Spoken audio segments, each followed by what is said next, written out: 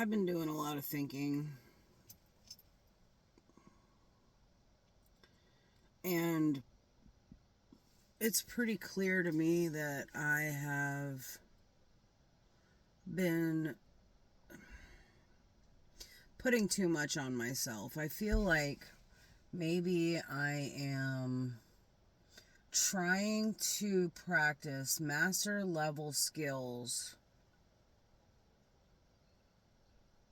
in an apprentice level mindset. I slept alone again last night. I let Hazel out of her crate and let the dogs sleep in the bed with me because I was alone again last night.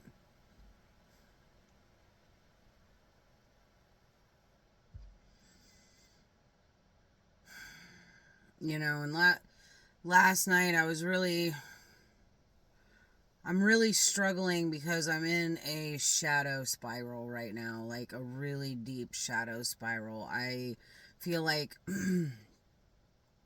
I can't get out of it. I'm stuck in this stupid fucking loop of understanding projection from other people, but still feeling like shit deep down inside about myself. I came down to the river to think this morning. I haven't been out here probably in 3 years, but I really like this park. And this early in the morning, it's peaceful.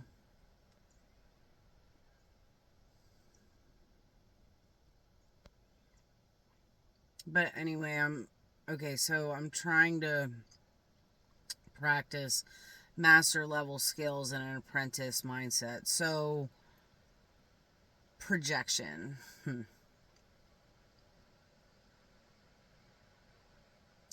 I think I've honed the skill of intuition. I've honed it into mastery. Like, I completely trust my intuition and my instincts, and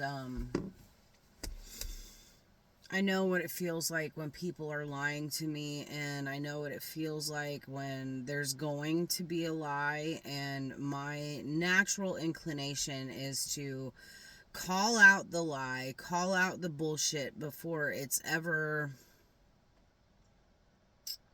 mentioned. It's like taking the first swing because you know that somebody's gonna hit anyway.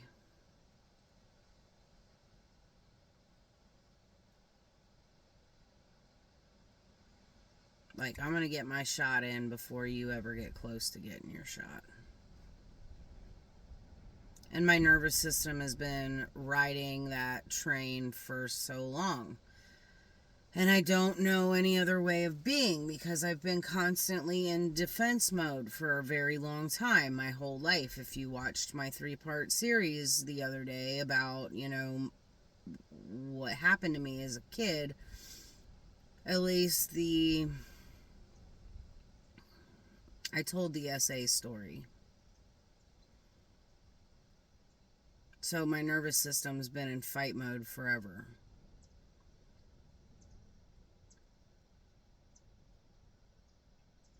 And last night, while I was trying to figure out why I'm stuck in this shadow spiral,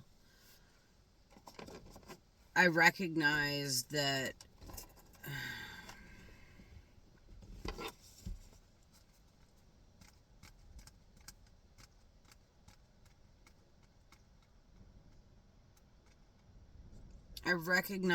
the projections are just projections. They have nothing to do with me, but deep down inside, there's a core wounding that I'm freaking stuck in that I can't seem to find my way out of. And, I had to work on that. And then, I slept alone last night, so I had to work on it again. Like, why am I having to relive this abandonment wound? Because, that's what it is. An abandonment wound. Why am I having to relive this abandonment wound over and over and over again because I thought we were over this shit. Like, I understand where it comes from and I just want to heal it, but apparently there's a trauma bond that also I have to heal from as well. So I came down to the river.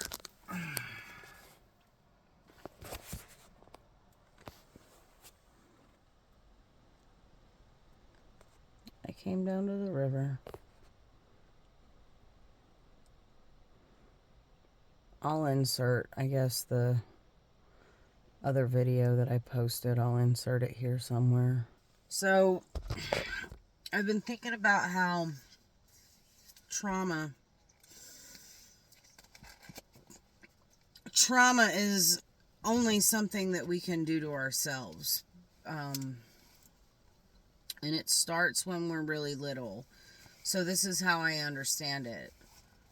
Our first experience of trauma is going to be like the very first memory that you have of, for example,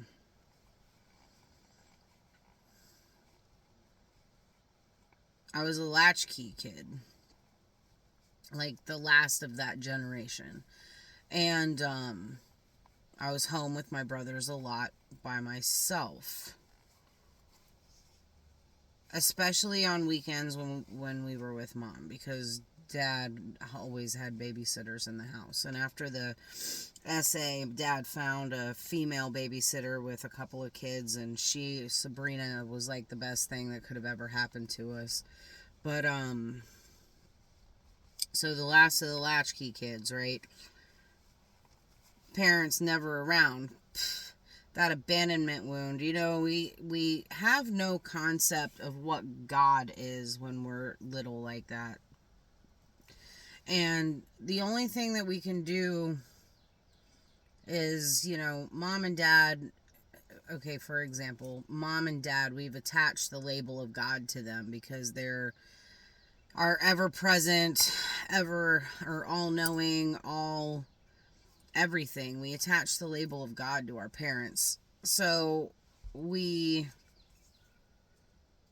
have this deep sense of betrayal because of whatever was done to us. And it feels like God has let us down. So then our definition of God, depending on how many times these incidents, betrayals, abandonment,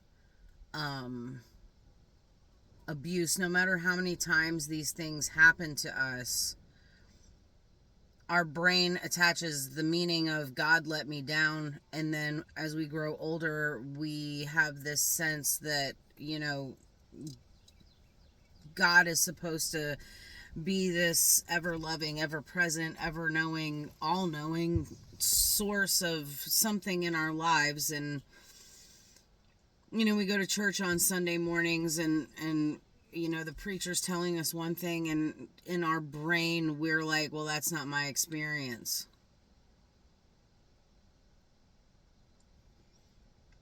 If God is so good, then why does he let parents lock their kids in their rooms for years on end to rot and shit and starve? If God is so good, then why do these bad things happen? So we attach this meaning to things. Doesn't mean that that doesn't mean that it's wrong. It's just like the mindset that we've put ourselves in. So then we get to the age of 40 and suddenly we're having a midlife crisis and we're trying to figure out what it all means. And for me, I'm sitting in this shadow spiral of, you know, feeling less than or too much and feeling like I'm the problem. And I know I'm not the problem. I know that my partner, all of his shit is his shit and it has nothing to do with me. But deep down inside, there's this little core wounding that every time he does this shit, I feel some sort of way about it. And I just want to stop feeling some sort of way about it. You know, like, I understand that's a you problem, not a me problem, that, you know, you caused this, not me. You made the decision, not me. And I know that. But I'm taking it so freaking personal, and it's driving me nuts because it's, I shouldn't be.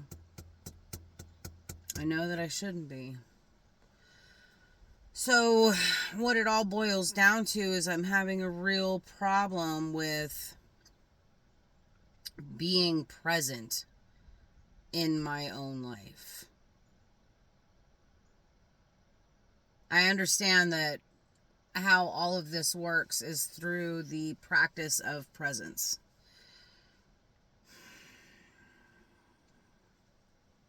Observing our ego and kicking it out the fucking door. And, you know, I get into that moment. I start getting downloads. I start to be able to feel the energetic field around me, and I get downloads, and I can feel the magic boiling up, right? But then somehow I start to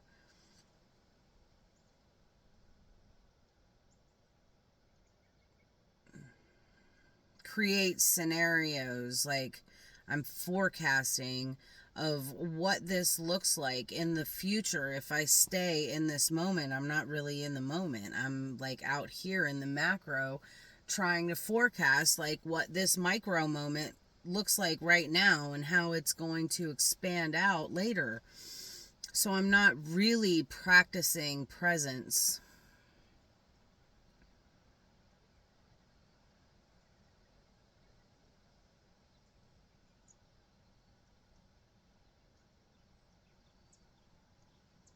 You know, and I guess that's what all the yogis are doing when they're trying to teach us breath work and like this deep om meditation, is getting present. And you know, you're never going to get away from the thoughts that come in your head, and this fucking fly has been bothering me for days.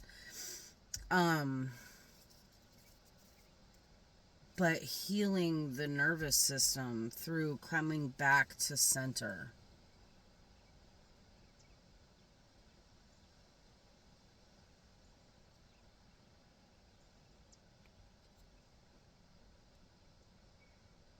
And what did I learn about God this morning? I learned about God this morning that Jesus says, don't your own scriptures say that you are all gods? And that goes back to Psalms 8.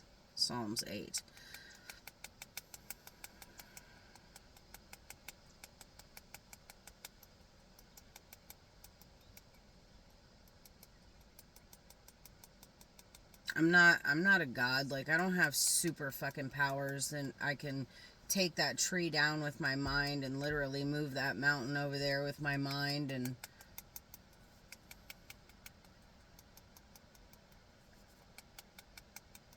these things I do, you will do greater.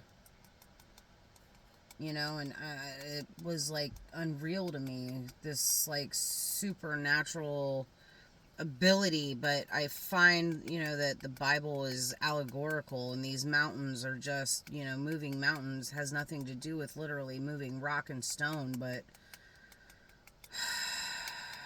obstacles that get in our way. And right now that obstacle is crack cocaine and fentanyl.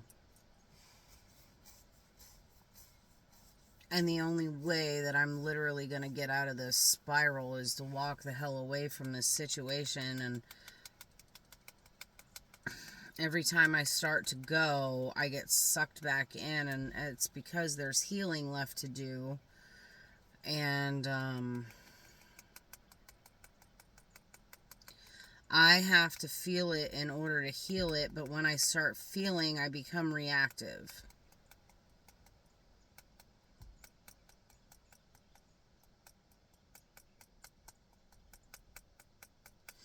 And this morning, When I walked out to the car and saw that he was in his truck, we leave the house at 6 o'clock in the morning. He was sleeping in his truck. I shined the flashlight on the car and I just tapped on the window.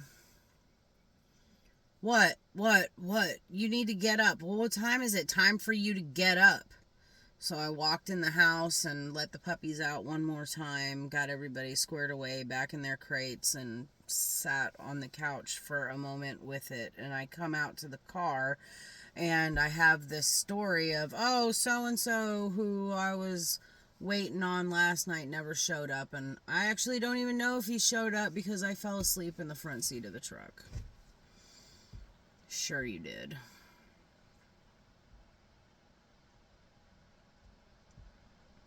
I didn't say anything. My nervous system is screaming at me that, drug usage was participated in last night, and my nervous system is already shot, so I didn't say anything. I went into the gas station, I got my cup of coffee, and he's doing this. Do you want a biscuit this morning? You want McDonald's this morning? You want to go to Sonic this morning? Do you want this? Do you want the other? No, I really just want to go up the street and get cigarettes so that way I can go to work this morning and not have a nicotine fit later. So we went to Hardee's and he was like, do you want the regular? Do you want something else? Just like talking. I don't want to talk to you. It's 6 o'clock in the morning. Can we have quiet? Shh. I didn't say anything. Because I know that him running his mouth is just a means to make him look innocent. But I didn't say anything to you this morning. I don't care. I do care, but I'm trying to practice not caring because this is a you issue, not a me issue, and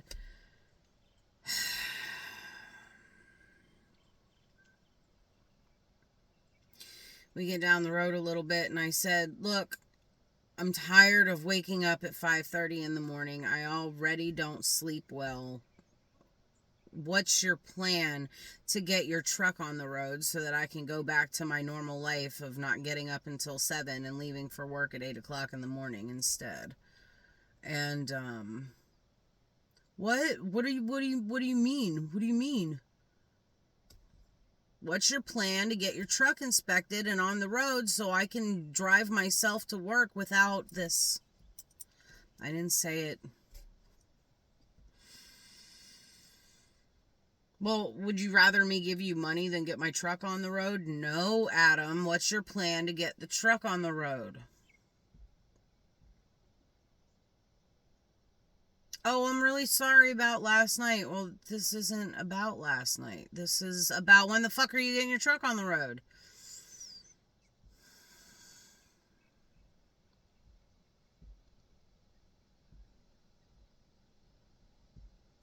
So I come down to the water to think, to have peace, because the sound of his voice is running through my head like a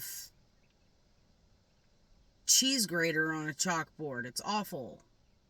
Because my nervous system is screaming that there's something that he's not saying, and I know what it is, and he's just going to continue to do what he does. I got one night of transparency where he said, look, I need to go get high. I'll be back later. I got one fucking night. And then because I had feelings about it, because I'm human and I literally don't want to see anybody stuck in the cycle of addiction. I hate what drugs do to people, and it's not a personal thing. It's just like I feel deep compassion and I fucking hate it.